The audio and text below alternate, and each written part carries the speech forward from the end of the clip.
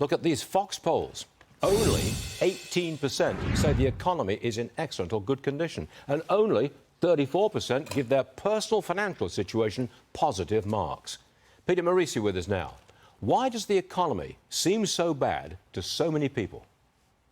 Well, I mean, you need to go to the grocery store and look at the price of eggs. It's that simple. Condiments for this year's barbecue are up 23% over last year. Huggies, the people that make those things, they've raised their prices 10%, 2 quarters in a row. I mean, the president can point to the price of gasoline, and that's nice. After all, he's draining the Strategic Petroleum Reserve. But at the grocery store, where half of the population goes to shop for the family, be it the husband or the wife, the news is always bad. Do you remember back in the 1970s when President Carter spoke about malaise? He didn't actually use that word, but he was talking about a general malaise in the population. Do we have economic malaise right now?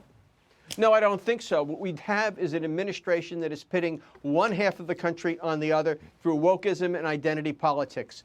What happened recently at Target on the transgender issue indicated exhaustion with this issue. There was very little sympathy or support for Target. The same thing on the Bud Light issue. I don't mean that that is the center of the economy, but after a while, people get war-weary of being told they're guilty for the sins of people who likely committed none 8 generations ago. Do you see a turnaround?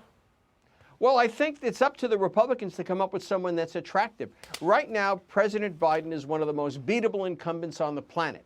The problem is I don't see the Republicans having a viable candidate. I mean, the closer you get to DeSantis, the more you start to scratch your head. Mr. Trump, we all know about his baggage.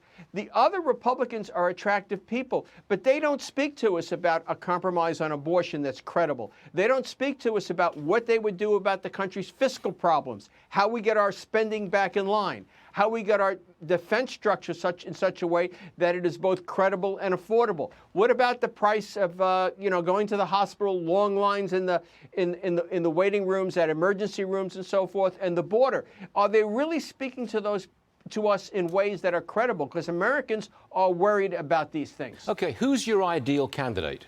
You don't have to put a name on it. Just give me some policies. Well, I think it's someone who talks to us frankly about the need for immigration and boosting the birth rate in America so that we have a stable source of skilled labor.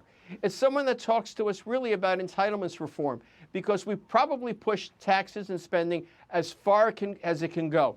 We need to talk about efficiency in our healthcare system. It costs 50% more in the United States to provide the same health care as in Germany when they have a private insurance system too. Why is that? The reason is hospitals are run like the Pentagon.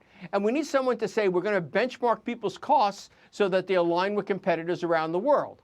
And I think we need to talk about these things. We've become fat and inefficient in America. We need to become lean and mean again, cooperate, and not make war on each other. The thing to do is to come together on being a competitive society so we can all prosper. Well, that's wrapped it all up. I mean, you got a lot in there in 3.5 minutes, Peter. Congratulations. Very interesting stuff. Come and see us again, Peter. That was interesting. Thanks a lot.